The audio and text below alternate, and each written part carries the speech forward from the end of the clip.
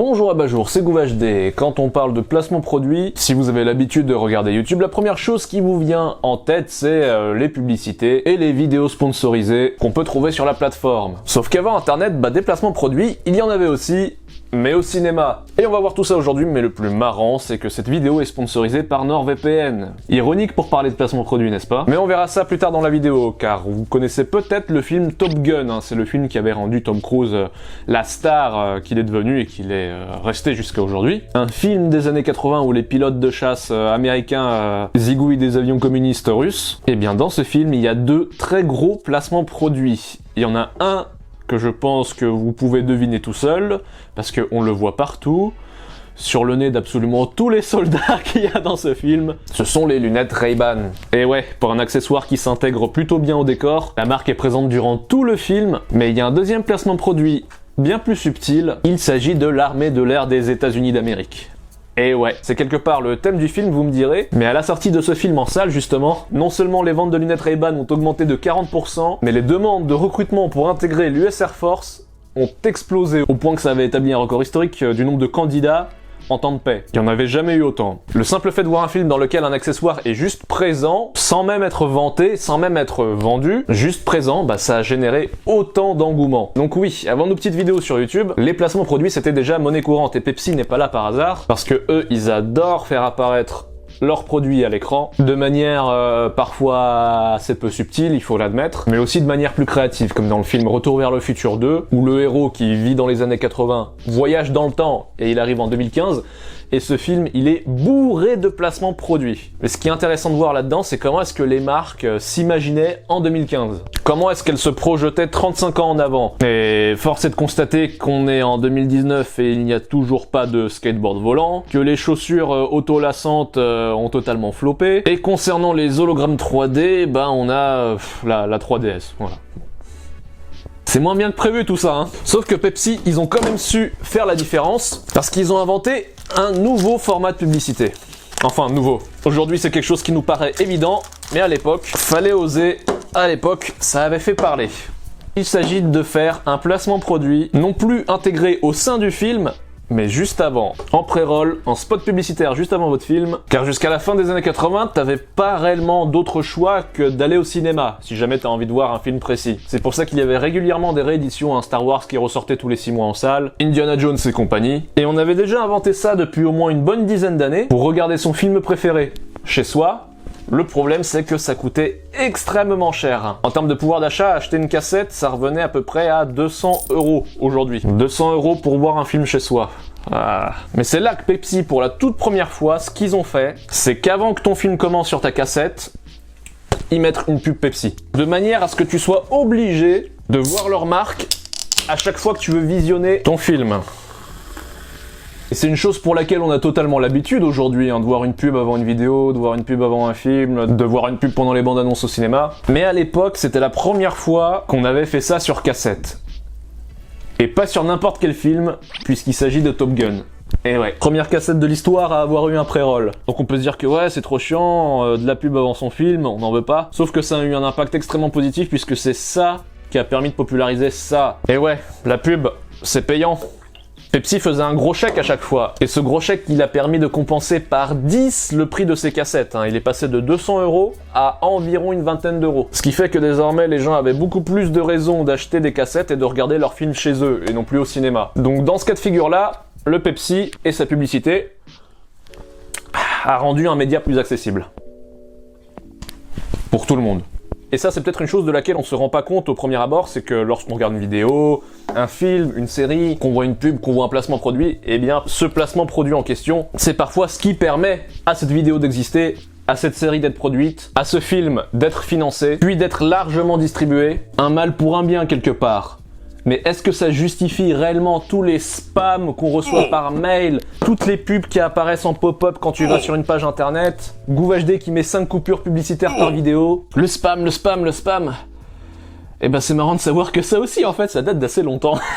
Puisque ouais, avant internet, avant les vidéos, avant le cinéma, avant que la télévision soit populaire, l'un des meilleurs moyens pour faire connaître un produit, c'était de mettre un prospectus dans ta boîte aux lettres. Et il y a une entreprise qui s'appelle Spam, S-P-A-M, qui fait de la viande en conserve. Entreprise qui existe toujours et qui a son nom associé à du courrier indésirable. Ça c'est pas super, tu vois.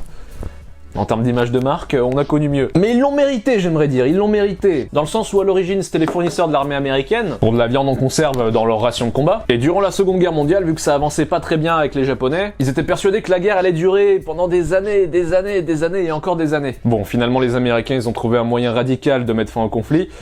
Mais c'était un projet secret, et Spam à ce moment-là, ils en savaient strictement rien. Donc ils en ont produit énormément, des quantités astronomiques de viande conservée. La guerre elle est terminée, on en a plus besoin, et Spam se retrouve avec un stock monumental de conserves, ils savent pas quoi en faire. Donc pour écouler leur stock et couler leurs produits, ils ont choisi la manière la plus logique à l'époque, c'était les prospectus. Et nom de Dieu qu'ils en ont fait des prospectus. Ils faisaient littéralement du bourrage de boîte aux lettres, et c'est de là que viendrait l'expression de se faire spammer. Tu reviens chez toi tranquillement le soir, t'ouvres ta boîte aux lettres et BAM T'as une cinquantaine de feuilles qui te parlent de ces conserves spam, au point que t'as du mal de retrouver ton vrai courrier parmi toute cette pub. Sauf qu'à notre époque, c'est l'effet inverse. Avec Internet, avec la télévision, toute cette publicité, elle s'est dématérialisée. On en a dans nos boîtes mail, sur YouTube, sur les réseaux sociaux. Il y a de moins en moins de courriers dans les boîtes aux lettres, ce qui fait qu'on est de plus en plus attentif lorsqu'on reçoit une pub par courrier. Et ouais, à l'ère du dématérialisé, avoir un rapport physique avec quelque chose, même un prospectus, ça devient un moment privilégié tellement on a tout le temps le cerveau connecté sur le web. Et de ce fait, on est bien plus attentif à ce qu'on reçoit dans notre boîte aux lettres plutôt que dans notre boîte mail. Là où il y a 20 ans, c'était totalement l'inverse. Sauf qu'imaginez, vous avez le meilleur produit du monde, qui peut vous faciliter la vie, qui peut vous aider, mais dont vous ignorez totalement l'existence.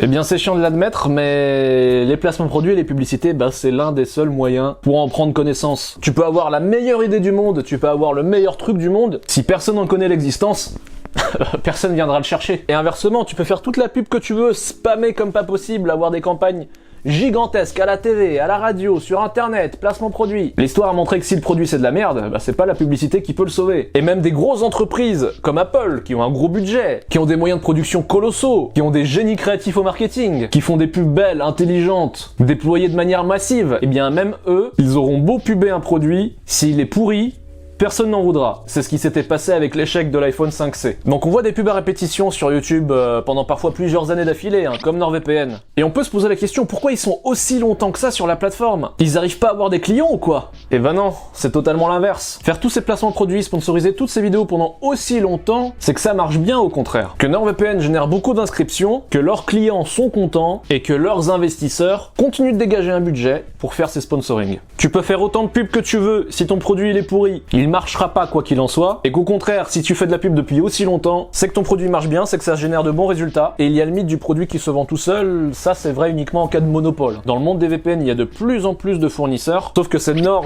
qu'on voit partout, et on peut se dire que si on n'entend pas parler des autres, c'est parce que Nord monopolise le temps d'antenne. C'est pas impossible, mais pour en arriver là, il faut de base déjà avoir un bon produit. Et pour avoir fait le tour des VPN, ça va être l'instant pub, mais je peux vous recommander Nord aujourd'hui pour une raison qui balaye tous les autres, c'est qu'il vous laisse partir.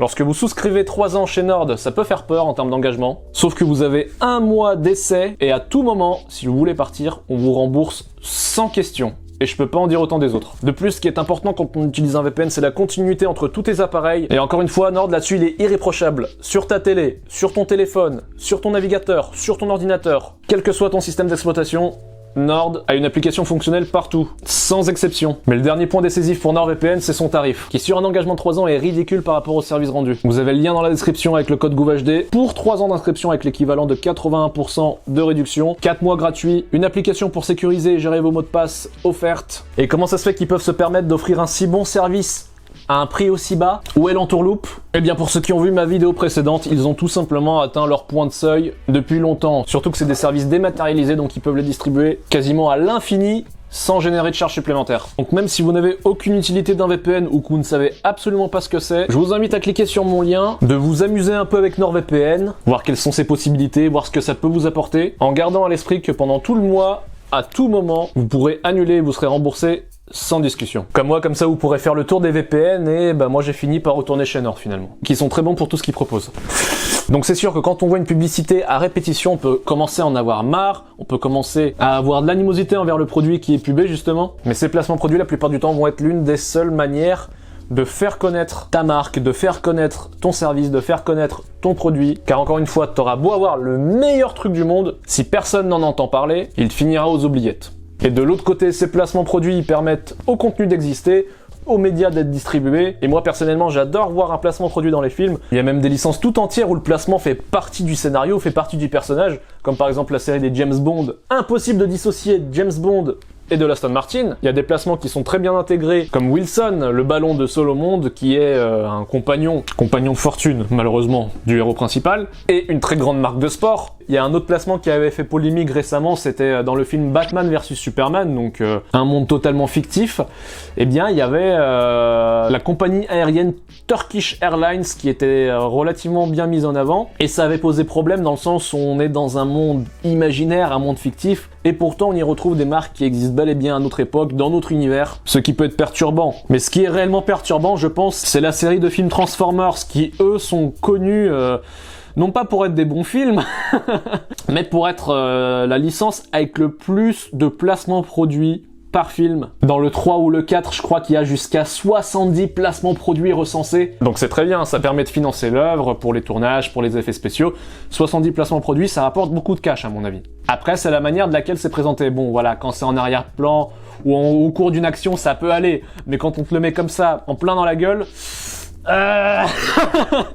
ça déconnecte du film quand même, faut pas se mytho. Faut aussi savoir que dans cette licence, il y a beaucoup de placements pour des marques qu'on connaît pas, hein, que ce soit en France, aux États-Unis, en Occident. Beaucoup de marques chinoises, parce qu'aujourd'hui, la Chine, c'est le nouvel Eldorado pour faire marcher ses films. Ça apporte pas mal d'argent aux studios, au point qu'il y avait même récemment un épisode de South Park à ce sujet, que Hollywood, ils ne font plus des films pour les Américains, ils ne font plus des films pour l'Europe ou quoi, ils font des films qui plaisent aux Chinois, pour que le film marche bien en Chine, rapporte beaucoup d'argent en Chine, et qu'au final il y a une censure implicite qui s'installe, dans le sens où les scénarios, les images à l'écran, les sujets abordés doivent plaire au marché chinois avant de plaire aux autres, avant de plaire aux scénaristes, avant de plaire aux réalisateurs. Typiquement, le film Joker qui est sorti récemment a été interdit en salle en Chine. Là où tous les films Disney en général, ça passe et ça marche plutôt bien là-bas. Les Marvel, les Star Wars et compagnie. Donc voilà, je sais que la pub c'est chiant, mais elle a également ses bons côtés, que je pense il ne faut pas négliger. Et puis à cette époque du Big Data, où l'intelligence artificielle c'est absolument tout sur nous,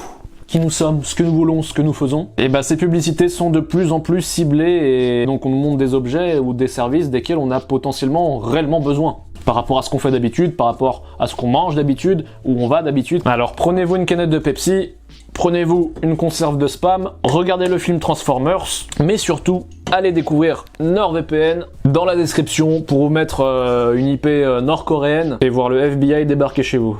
C'était GouVHD. Et je vous dis à plus.